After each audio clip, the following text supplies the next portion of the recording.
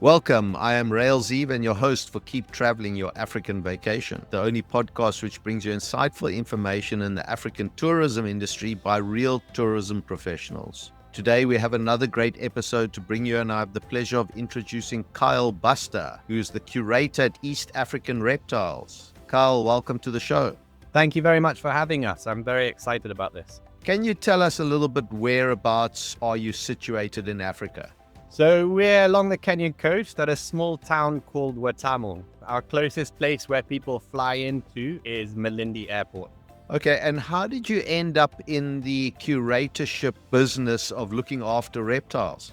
So as a young boy, I was really interested in snakes, and my mum saw this interest. And when I was going through school, I had a work experience. So she signed me on to the snake farm about the age of 12. And that's when I was properly hooked. I came down, I started learning about snakes, how to keep them. And from then on, every holiday that I had, I would come down, help out with the snakes. I then started keeping snakes that didn't do so well at the coast here because of the humidity and the heat. And I would keep them with myself in Nairobi. I'd respond to snake call-outs and all sorts of things like that. And then my mentor at the time, who was running it, Roy and Taylor, he sadly passed away about 6 years ago, and the farm was left to his wife.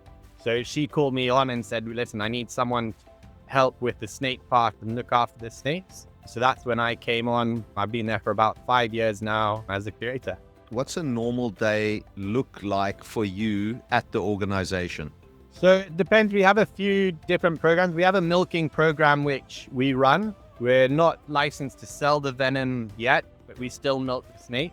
That happens every second day. So we milk on Mondays, Wednesdays, and Fridays. And if it's a milking day, we start at 5 in the morning. We'll get in nice and early and we'll milk, say, about 60 snakes. And then the rest of my day, I'll go around, check on all the snakes. Their cages are looking good, nice and clean. And then unfortunately, I get quite a bit of admin work. I run our social media, so a lot of filming and stuff on our social media. We do fit in some snake safaris every now and then. Sometimes it will be popping off for a snake safari, but then otherwise talking to guests, come around and doing some training, which goes on week by week. So you are a sort of non-profit organization. So how are you getting funds coming into the organization to be able to look after the snakes? We've got, the snake park is obviously open to tourists, so they can come in, they pay a fee to enter, and they get guided around the farm. And then we host a lot of other activities. So as I said, snake safaris, which is one of my favorite things to do. That's a big income for us. We do everything from morning trip all the way up to a 17-day, even more safari around Kenya. We then hold snake awareness talks, so going into different communities or different organizations, giving talks about snake awareness and teaching people if they've got a snake stuck in their tent, how do they move it out of that tent? We then also do photography sessions at the farm. People who want to come and take some photos of reptiles, we can pose them nicely in a bush or under some rocks, and they can sort of get some natural photos. We also do a lot of fundraising events and talking to different corporate companies and organizations who support us. Okay. What do you think that people misunderstand the most about snakes? Because let's be honest, I mean, besides people that know them and can handle them like yourself, the majority of people are quite scared. And I include myself in that as well. I run a mile when I see a snake, and that's because I just don't know it. But why do you think people misunderstand them? I think the misunderstanding is a fear. Like in Kenya, we lose, new estimate is about 4,000 people a year. So when you do go into community and you have 20 people there and you say, do you know anyone who has been bitten, or is someone in this group being bitten? Most often a hand goes up, and it's a huge cost burden on the family. They also don't understand that not all of our snakes are going to kill you. We have about 140 different species in Kenya, and of that, there's probably about 13 which are our medically important snakes. So also not understanding that not all of the snakes will kill you, and some of them are here doing some real good stuff. You mentioned milking a little bit earlier, and as I understand it from a very layman point of view, we take the venom and make antidote from that. So explain to me a little bit in more detail, but more importantly, you said you're not able to make the antidote or sell the venom yet. What's the problem there? So we're going through a license with our wildlife department here. And it's quite a new protocol called the Nagoya Protocol, which has come up. The milking of snakes is a new thing. It's something they haven't to deal with. So there's a little bit of trying to figure out how and where we fall into this protocol. So it's a long, tedious sort of application to get through, but we're sort of getting into the final steps of it. But the milking process starts off with us milking snakes. And when we milk ours, we'll milk them according to localities. So if we get, say, a pup adder on the coast, we will milk that one in a different container to one that we might get in 𝐸𝐸 or somewhere else in Kenya, just because the venom can be slightly different. Then we would dry the venom in a lyophilizer. It basically takes out all the moisture and we're left with just sugar crystals. So that's what would be sold to someone to create an antivenom. And what they're doing now is they're creating an antivenom which can cover all of the snakes in this area. So they would buy all of the mambas, all of the cobra venom, and all of our vipers. It's mixed together. That then is injected into a horse, and the horse slowly builds antibodies. They'll be monitoring the horse and may increase a bit of venom or leave it for a little bit longer. And then what they do is they take the blood from the horse, they get the clear serum on the top of it, and then that is purified and created into an antivenom. And that whole process takes about 1 year. So my follow-up question to that is that why is it taking you so long to get these licenses? Surely it's a benefit to everybody to have the antivenom. We're losing those people in the villages. I would assume you want to sell that antivenom to the medical companies or similar. What's the sticking point here? I think it because no one else has been doing it in Kenya. And what it needs to happen is you need to get all of the counties, wherever you get a snake from. So if we get a snake from sort of Western Kenya, we need to get the county in charge of that to sign it off. We have about, I think, like 40 something different counties. So it's trying to organize all those different counties to sign off and agree on it. There's benefit sharing. So trying to see how does that sharing happen. I'm sure there's a little bit of African bureaucracy which goes on in there as well. But I think a lot of it is just a learning curve. It's new license which they're giving out, so they're learning at the same stage. Well, let's hope that the government authorities that may or may not listen to the podcast could possibly give you a helping hand. And I wish you all the best with that kind of thing, but I can imagine it's not something easily done. Tell me, when people have come and gone from the property, what do you think that they rave about when they're walking out of there? A big thing is our guides. Our guides are so passionate. A lot of them, this isn't their sort of second or even third generation snake handlers. So they're really passionate about the work that they're doing. It isn't just a job. And I think guests really feel that. They're very, very knowledgeable. They know a lot about snakes. So a lot of it is about our guides, how passionate they are, giving good information that's and also our snakes. Our snakes are kept really well compared to other snake parks around Kenya. And we really take time with looking after our snakes. What's been the most rewarding experience that you've had while you've been doing this?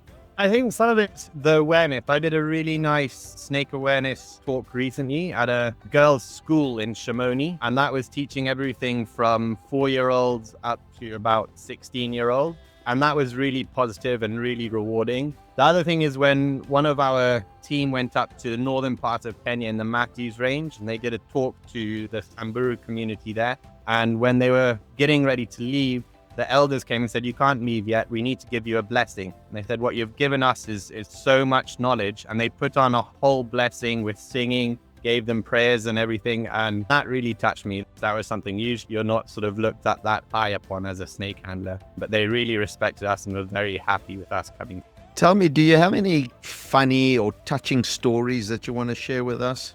We did a call out last year and we were on the way back actually from a training in the Mara and got called that there was a snake on our route back to the coast. So we popped in, we found where the guys were and we started driving down. And as you're driving into this valley, there were just people running from everywhere. And I was like, what's happening here? Do people not see snakes often? And they're like, no, they see snakes, but they don't see people trying to catch snakes. By the time we got to where the snakes were, there was easily 500 to 600 people there. And you're in the middle of the bush, basically. We got to, and what it was actually was 2 pythons which had been mating. So we managed to find one quite easily. It was very muddy and pulled that one out. And it was about a 16-foot python. And then we went to a hole a little bit further down and found a slightly smaller, maybe 14-foot python in a different hole. It was really nice having that whole community there. They weren't asking us for anything. They were very happy because these had obviously been killing some of their goats and cows, and they were a bit worried about them. And it was really nice for all 100 people there were completely on our side. They were cheering us. So that was also quite a special one, yeah. Can you tell me about somebody, particularly in your staff or community, that's really made a big difference, that's really come along in the last few years, that's helping the rest of the people in the communities? So we've got a few of our staff members. One is a young girl who recently joined us. She was from into sort of Western Kenya again, and she, on a school trip, she went to a snake park and held a python, and something caught her there, and she thought to herself this is something that she really wanted to do. So she sort of tried to push her mum, who is very religious, believed that she had joined some sort of cult, and they tried to get the priest in to come and bless her and get rid of this bad demon. But she kept pursuing it. She got in touch with us. We did a few trainings with her, and we saw that she was really passionate. She was going into communities by herself, into police stations, and teaching everyone about snakes. So we employed her. I think she's been with us about a year and a half now, and she's, really, really passionate. What she drives for is going into the community and teaching people. She's done really well. As I said, it's not just a job, it's their passion. They absolutely love this. So what would you say to someone who's nervous about being around snakes like myself and being in the bush? What should their first action be when they come across a snake that they've got no idea what kind of snake that is? The first thing is, unless you're with someone like me, you don't often see snakes in the bush. I do a lot of trips with guests who find out that I like snakes, and they're like, listen, we don't want to see any snakes. We're terrified of them. And if you're not looking for them, you don't see them. But if you do happen to come across one, the first thing is to give it space. And if you take 5 big steps backward, that puts you in a safe range. If it was a spitting cobra, it's now you're out of range and you can't spit at you. And then just give it space, move off. The snake won't come and chase you or anything like that. It just wants to be on its way and will move away. I was camping about 2 weekends ago in Tsavo, and I was sat by the fire at night by myself. And a red spitting cobra came out of the bushes straight towards me. I shone my light at it. It sort of turned around and went straight back into the bushes. And it did this about 4 times. And each time I'd get up with my camera to film it because I was like, this is some good content. I got my camera out. I tried to get right in its face to see if it would.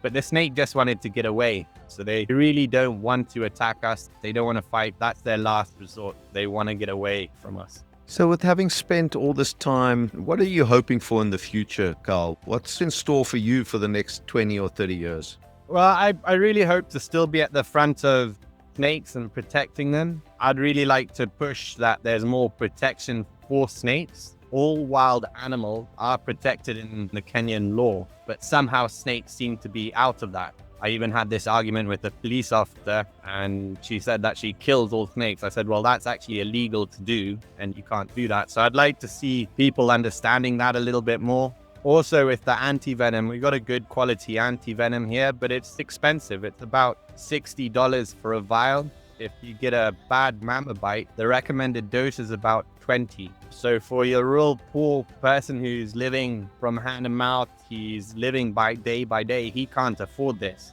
So having some way that antivenom can be free would really help save a lot more people around sub-Saharan Africa. Okay, where can people find you online and follow your stories? So you can find us on Facebook and Instagram. We're very active on that. And you can look up 𝐸𝐤𝐿 Snake Farm, and we put, I think, 3 times a week with all sorts of content, some nice photos of snakes, to some more educational stuff. We also have our website, and that's our main place where we push a lot of information through. Okay, and any message you'd like to share with the folks thinking about visiting East Africa for the first time? What would you like to say to them?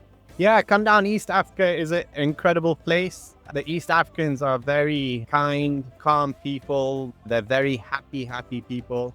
And East Africa is beautiful. We have everything from beautiful coast with nice beaches to some nice savanna like the Masai Mara, and even some rainforests. And there's so much to see here, not just the big 5. Come do a snake safari with me and get down on the ground, walking in the bush, looking at all sorts of little animals and looking for snakes at the same time. But it's a beautiful place to come.